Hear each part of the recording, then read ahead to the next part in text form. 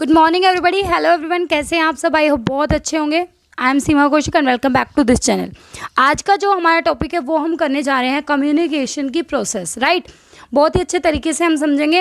And आज 22 सितंबर हो गया है एंड 17 अक्टूबर का आपका एग्जाम है।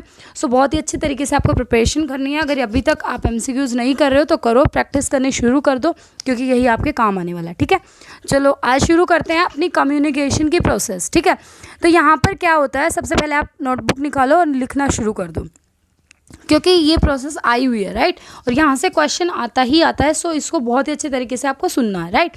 सबसे पहले क्या होता है, सबसे पहले एक सेंडर होता है और सेंडर को ही हम कम्युनिकेटर भी बोलते हैं। ठीक है, उसमें क्या होता है, सेंडर क्या होता है, वो पर्सन होता है जो सेंड करता है अपने आइडियाज़ किसी दूसरे पर्सन को। ठीक है, जैसे अगर मान लीजिए एक मैनेजर, वो क्या करना चाहता है, इन्फॉर्म करना चाहता है अपने सबॉर्डिनेट को कि ये आपका वर्क प्लान रहने वाला है, तो वो कम्युनिकेट करेगा ना। तो यहाँ पर जो मैनेजर है वो कौन सा एक्ट कर रहा है, वो सेंडर का एक्ट कर रहा है, और उसी को क्या बोलते हैं, कम्युनिकेटर भी बोलते हैं। समझ में आई बात? यहाँ तक क्लियर हो गया।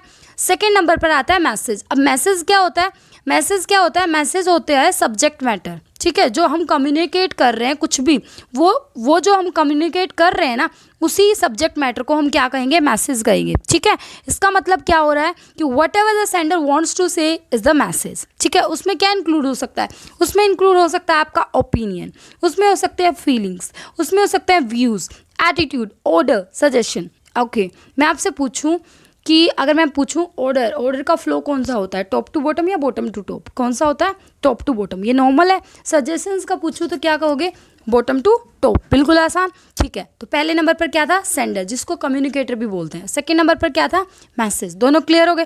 थर्ड नंबर पर अब मैसेज को जो सेंडर है वो क्या करेगा, एनकोड करेगा। क्या करेगा थर्ड नंबर पर, एनकोड करेगा। एनकोड करने का मतलब समझते हो, वो प्रोसेस, जो मैसेज है ना, उसको जो सेंडर है वो किन वर्ड्स में कम्युनिकेट करना चाहता है। ठीक है, कैसे, मतलब वो गेस्चर्स की फॉर्म में, पिक्चर की फॉर्म में, वर्ड्स की फॉर्म में। जैसे अगर अभी नोटबुक वो ना था, है ना, चलो मैं कैसे बताऊँ आपको, गेस्चर्स तो मैं ऐसे बोल के नहीं बता सकती, बट फिर भी अगर आपसे मैं कहूँ कि आप सामने वाली पार्टी को ये बताना चाहते हो कि जो डिमांड है वो अप राइज हो रही है, ठीक है, और जो सप्लाई है वो डाउन जा रही है, तो आप क्या करोगे, डिमांड के आगे एरो का ऊपर की तरफ एरो लगा दोगे। तो आपको समझ में आ रहा है, आप जिसको समझा रहे हो उसको समझ में आ रहा है, मीनिंग आप एनकोड कर रहे हो। जब वो दूसरी पार्टी उसको डिकोड करेगी वो समझ जाएगी। अगर नॉर्मल कोई इंसान उसको देखेगा तो उसको समझ में नहीं आने वाला। ठीक है, मीनिंग आप अपनी टेक्निकल लैंग्वेज में इस्तेमाल करो या किसी भी तरीके से, जो सेंडर है वो मैसेज को कन्वे करता है कोड्स की फॉर्म में, गेस्चर की फॉर्म में, तो उसी को एनकोडिंग कहा जाता है, पिक्चर की फॉर्म में। जो जिसको वो भेज रहा है सिर्फ उसी को समझ में आना चाहिए, उसको क्या बोलेंगे, एनकोडिंग। हमेशा याद रखना, एनकोडिंग कौन करता है, सेंडर करता है, और डिकोडिंग कौन करता है, रिसीवर करता है। ठीक है, तो मैं आपको बता दूंगी। उसके बाद क्या आता है, उसके बाद आता है फोर्थ नंबर पर आपका मीडिया, और हम कह सकते हैं ट्रांसमिशन। उसमें क्या होता है, मीडिया में क्या होगा, जो आपने एनकोड किया मैसेज, अब वो किसी ना किसी माध्यम के द्वारा ही भेजा जाएगा। समझ रहे हो, मीनिंग मीडिया का इस्तेमाल तो आप करोगे, तो वो मीडिया हो सकता है आपकी फेस टू फेस बातें हो, फेस टू फेस, आपके सामने दूसरी पार्टी खड़ी है, आप बोल रहे हो, सामने वाला समझ रहा है, ये भी हो सकता है मीडिया। हो सकता है मीडिया लेटर की फॉर्म में, आप लेटर भेज रहे हो सकता है इंटरनेट चैटिंग की बात हो रही है, जैसे आप व्हाट्सएप वगैरह पे करते हो। ठीक है, आप टेलीफोन पे बातें कर रहे हो तो वो भी मीडिया हो सकता है। अभी जैसे मेरे लिए मीडिया क्या है, मेरे लिए यूट्यूब मीडिया है। ठीक है, मैं यूट्यूब पे अपलोड करती हूँ वीडियो और आप उनको सुनते हो, तो ये क्या है, मीडिया है। ठीक है, ईमेल के थ्रू, ये चीज़ हमारी मीडिया है। For example, if a message is to be send to the some distant places quickly, it would be proper to use telephone as a medium of communication. कहने का मतलब ये है, हमें क्या करना है, अपने मैसेज को पहुंचाना है। अगर अपने मैसेज को पहुंचाएंगे तो कोई ना कोई मीडिया चाहिए, कोई ना कोई साधन चाहिए, और वो साधन हमें मिल गया और उसी को क्या बोलेंगे, मीडिया।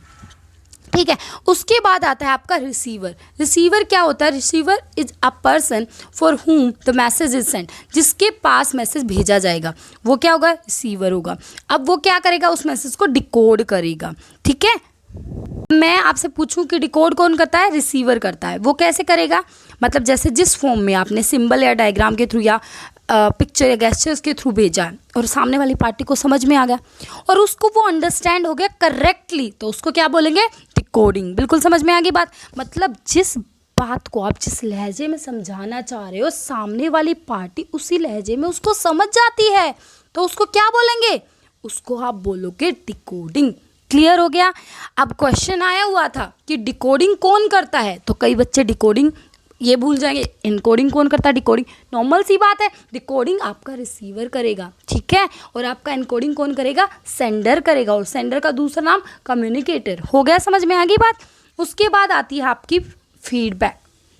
अब मान लीजिए मैंने आपके पास मैसेज सेंड किया, आपको वो मैसेज कन्वे हो गया और आपको वो मैसेज समझ में भी आ गया। अब आप फीडबैक तो दोगे ना, और फीडबैक कब दोगे? जब आपको समझ में आ जाएगा, ठीक है। अगर अच्छे से समझ लोगे करेक्टली तो आप मुझे फीडबैक दोगे कि जी हमें समझ में अच्छे से आ गया, ठीक है। जैसे आप फीडबैक, मैं बोलती हूँ ना, नीचे कमेंट करके लिखा करो, अगर किसी को कोई प्रॉब्लम हो तो नीचे लिखा करो, मैं उसको सॉल्व करने की कोशिश करूँगी, ठीक है। तो वो क्या होती है? फीडबैक होती है। तो फीडबैक, ये भी बात समझ में आ गई। अब देखो, इसके बीच में नॉइज़ आती है। नॉइज़ का क्या काम होता है? बीच में चुर्र चुर्र करने का काम होता है। कैसे? जैसे अगर अभी मैं एक तो नॉर्मल एग्जाम्पल, जैसे मैं अभी आपको अब जब समझा रही हूँ तो साइड में से ये थोड़ी छोटी मोटी बातें नहीं, छोटी मोटी आवाज़ें आ जाती हैं, तो ये भी नॉइज़ होगा। बाकी अगर मैं इसको अच्छे से बताऊँ ना, एक तो एक बात याद रखना, अगर आपको ऑप्शन में कहीं पर नॉइज़ लिखा मिल जाए ना, उस पर आँख बंद करके टिक लगा देना, क्योंकि वो आपका राइट होगा। बट फिर भी मैं आपको बता देती हूँ कि नॉइज़ के अंदर क्या क्या हो सकता है। देखो, नॉइज़ के अंदर हो सकता है number 1, use of ambiguous symbol in encoding.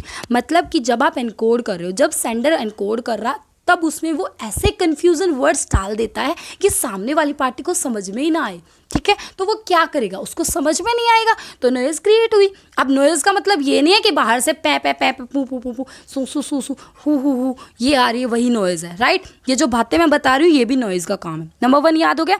Second आता है टेलीफोन लाइन गोइंग डेड। बीच में टेलीफोन आपका डेड हो गया, लाइन पहले वाले होते थे ना, वो रेड लाइन वाले फ़ोन होते थे, उनमें लाइन कट हो जाती थी, आप बात ही नहीं बता पाओगे, ठीक है। थर्ड नंबर पर आता है एन इनअटेंटिव रिसीवर। अरे मैं आपको समझा रही हूँ, आप सुन ही नहीं रहे हो, आप इनअटेंटिव रिसीवर हो, तो क्या होगा? मैसेज को आप समझोगे नहीं जिस लहजे में मैं समझा रही हूँ, तो वो भी क्या हो गया? वो भी वहाँ पर नॉइज़ आ गई।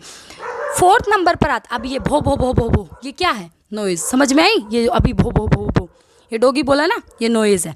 उसके बाद आता है understanding wrong meaning of the message. मैंने आपको कहा भाग लो, आपने सोचा तोड़ लगाने, आप यहीं पर वीडियो को छोड़ के भाग गए, ठीक है। बट मैंने तो कहा था पार्टिसिपेट करो, ठीक है। तो ये क्या हो गया? मैंने कुछ अलग मीनिंग बताया, आपने कुछ दूसरा समझ लिया, तो ये भी क्या हो गया? नॉइज़। वैसे ये बैरियर है, ठीक है, सिमेंटिक बैरियर। उसके बाद आता है आपने रोंग अजम्पशंस, मीनिंग आपने एज्यूम ही रोंग कर लिया, ठीक है। उसके बाद आता है क्रॉसिंग ऑफ अ व्हीकल। मतलब जैसे मैं आपके सामने मैसेज कन्वे कर रही हूँ, ठीक है, बीच में से व्हीकल जा रहा है इधर उधर, तो उसकी भर्र सुनेगी, तो जो भी कुछ है वो सुनाई देगी, तो वो भी हो गया। उसके बाद आता है साउंड ऑफ समवन कफिंग, कोई खांस रहा ये क्या है? Coughing.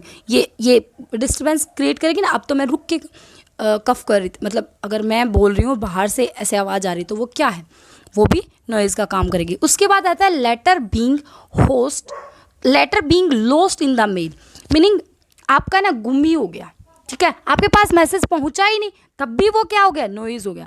Group of people talking near by, meaning हम बातें कर रहे हैं, हम आपस में अपनी वो मीनिंग को कन्वे करने की कोशिश कर रहे हैं, हम अपने मैसेज को पहुंचाने की कोशिश कर रहे हैं, और यहाँ पर गॉसिप चल रही है, ठीक है। यहाँ पर ये चुप ही नहीं हो रहा है, मैं कह रही हूँ चुप हो जाओ, मेरे को वीडियो बना दो, ये अपने हु ही हु, जैसे लड़कियों की आदत नहीं होती है झुंड बना के बातें करने की, वो बातें चल रही है, तो वो भी क्या हो गया? नॉइज़ हो गया।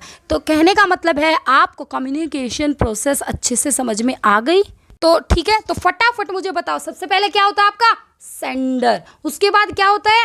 मैसेज। फिर मैसेज को क्या करोगे? एनकोड करने के बाद उसको क्या करोगे?